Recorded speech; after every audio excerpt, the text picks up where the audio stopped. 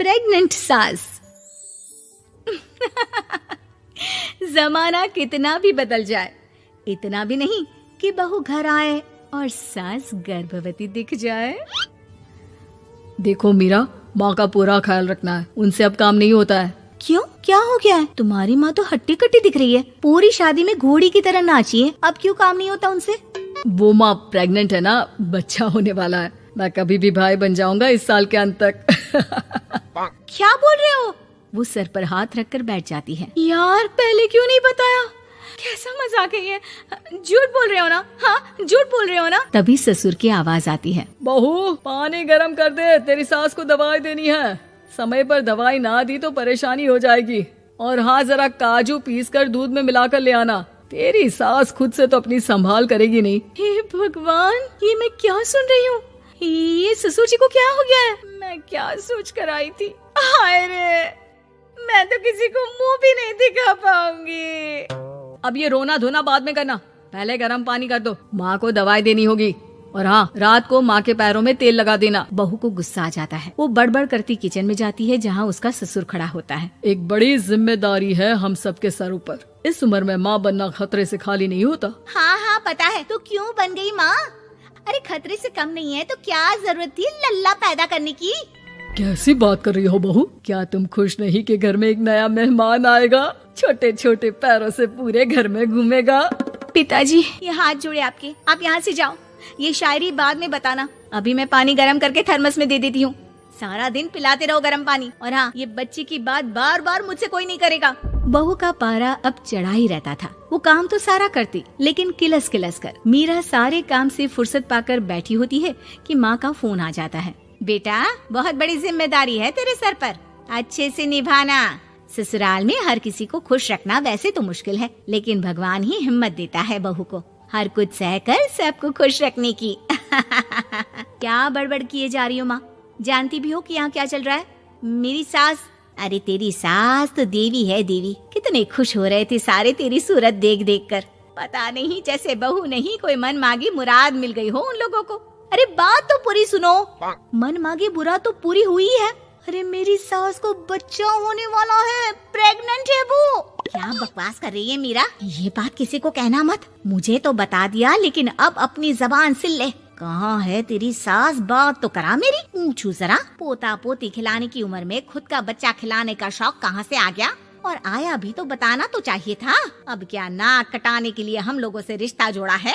रुक, तेरे पापा से बात करती हूँ। मीरा फोन रखकर लेट जाती है। वो एक सपना देखती है कि उसकी गोद में एक बच्चा खेल रहा है। भाभी की गोद में कितना खुश दिख रहा है ना, लग ही नहीं रहा कि भाभी है। मैं तेरे लिए क्या लाया हूँ, सोने की बालियाँ। तेरी शादी में तो मैं बुढ़ा हो जाऊंगा ना। अरे कैसी बात कर रहा है बेटा, इसकी जिम्मेदारी तो तू ही लेगा। हम लोगों का तो कोई भरोसा नहीं, कब ऊपर वाला उठा ले। बहू को सास को देख देख कर गुस्सा आ रहा था। तभी वहाँ पड़ोसन आ जाती है। अरे बहू, तुझसे तो पूछने से भी डर लगता है कि कब खुशखबरी सुना रही है। अब तो अपनी 1 महीने की ननद की ही जिम्मेदारी संभाल ले, बहुत है। अपने जेवर भी रख देना और पैसे भी जमा करना शुरू कर दे। वो बात आगे बढ़ाती उससे पहले ही बहू जोर से चिल्लाकर उठ जाती है। नहीं नहीं नहीं नहीं, मैं अपने जेवर किसी को नहीं दूंगी। अरे कौन ले रहा है तुम्हारे जेवर? तुम औरतें भी ना सपने में भी जेवर ही संभालती रहती हो। मैंने जो सपना देखा है ना, सुनोगे तो होश उड़ जाएंगे। अच्छा, तुम अपना सपना बाद में बताना, पहले मेरा सुनो। कल मैंने इतना अच्छा सपना देखा कि अगर वो पूरा हो जाता है ना तो मैं तुम्हारे लिए रानी हार बनवा दूंगा। बहू अब सारे गम भूलकर पति का सपना सुनने में लग जाती है। अरे क्या सपना था बताइए ना, बोलिए भी तो, क्या सपना है? मैं पूरा कर दूंगी अगर बात रानी हार की है तो। बोलिए बोलिए। मैंने रात को सपना देखा कि माँ को बेटी हुई है और मुझे बहन। सच्ची, इस घर में बेटी हो जाए तो मैं तो झूम ही उठूं। मीरा का मुंह बन जाता है। वो चुप हो जाती है और सपने की बात याद करती है कि बेटी हुई तो उसे ही अपने गहने उसे देने होंगे। फिर तो रानी हार की जरूरत पड़ेगी ही। भाई लड़की बड़ी होगी, उसकी शादी होगी तो जेवर तो चढ़ाने ही होंगे ना, कहाँ से आएंगे वो? कितने समझदार हो तुम मीरा। मैंने भी यही सोचकर तुम्हारे लिए रानी हार लेने का सोचा था। अरे फूटी किस्मत मेरी जो ऐसा परिवार मिला। मेरे पापा की तो मैं अभी क्लास लगाती हूँ, जो सब जानते हुए भी ऐसे परिवार में मेरी शादी कर दी। बहू पिता को फोन लगाने ही वाली होती है कि ससुर की फिर से आवाज आती है, बहू गरम पानी ले आ जल्दी, थर्मस में खत्म हो गया है। बाद में खबर लेती हूँ मैं पापा की, पहले सास को गर्म पानी दिया हूँ। बहू अभी किचन में काम कर ही रही थी कि मीरा के मम्मी पापा आ जाते हैं। वो हाथ में ढेर सारे फल लेकर आते हैं। मीरा के पिता मीरा के ससुर से कहते हैं, लीजिए भाई साहब, ये फल रखिए, बहन जी को खिला दीजिएगा। वैसे कैसी है उनकी तबीयत?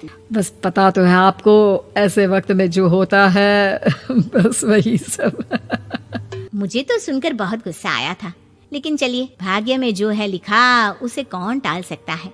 डॉक्टर को दिखाए? हाँ हाँ, बस डॉक्टर आने ही वाला है। अच्छा हुआ आप लोग भी आ गए। उतने में एक सुंदर सी लेडी डॉक्टर आती है। पेशेंट कौन है आप? अरे नहीं जी, मैं तो बहू हूँ इस घर की। मैं तो अभी सोच भी नहीं सकती पोता या पोती के बारे में। अभी तो मेरी सास ही। अरे चुप हो जाना, देख तो ले, डॉक्टर है ये, किसी के भी सामने गुस्सा फोड़ देती है। डॉक्टर कमरे में जाती है और थोड़ी देर बाद बाहर आ जाती है। पीछे से सास भी निकल आती है। हे भगवान, इतना दुख तो किसी को भी ना दे जितना मुझे दिया है। देखिए बहन जी, आप लोगों को तो ये सोचना भी नहीं चाहिए था। वही तो मैं भी कह रही थी कि आप लोगों के लिए तो सोचना भी गुनाह है, लेकिन अब पछताए होत क्या जब चिड़िया चुग गई खेत। डॉक्टर वहाँ से चली जाती है। मैं माँ नहीं बन सकती, मैं प्रेग्नेंट भी नहीं हूँ। ये कैसे? तुम तो बोल रही थी कि अरे वो गैस का दर्द था और पेट भी गैस से फूल रहा था। डॉक्टर ने चूर्ण दे दिया है, गर्म पानी से फांकना है। हाँ? मैं अभी लाती हूँ गर्म पानी। अरे मैं तो गीजर ही लगा देती हूँ। हाय रे, खुशी के मारे पागल ना हो जाओ।